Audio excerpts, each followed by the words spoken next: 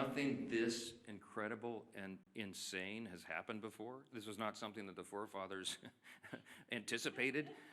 It's unprecedented. There is no legal precedent because no previous president had an autopen or had the audacity to have people signing things on their behalf when they didn't even know what was in it. And so we're in uncharted waters as a nation. As we say up here all the time, we're so tired of making history. I just want normal times, normal Congress again.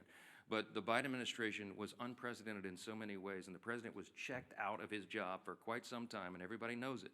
And there was a cover-up. The people around him who were they would give him scripts to follow. They would point him literally in the direction, stand here, sir, wave like this. And he didn't know what he was signing. So there's all sorts of just incredible implications. It sounds like a terrible novel or something, but this is reality. And so the pardons, for example, he pardoned categories of violent criminals and turned them loose on the streets. And he didn't even know what the categories were, apparently, much less the individual people that he pardoned. They're invalid on their face. I mean, I used to be a constitutional law litigator.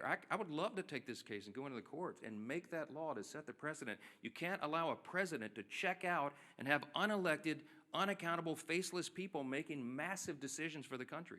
Think of the executive orders that were signed with the autopen. When he paused LNG exports, liquefied natural gas, to our European allies around the world, I confronted him about it, by the way, the one meeting they allowed me to have with him as Speaker in the Oval. And he looked at me as if it hadn't happened, and he said, I didn't do that. And it occurred to me, he wasn't lying. He honestly didn't know. Do you know what the implications of pausing LNG exports were around the world? It made all of our European allies had to buy their natural gas from Vladimir Putin, which fueled his war machine, to go conduct his war on Ukraine.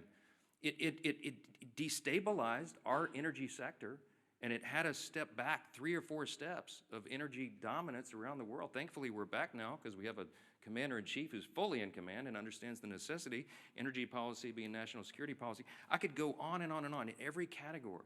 Huge implications. What does it mean for us? How do you unwind it? I don't know.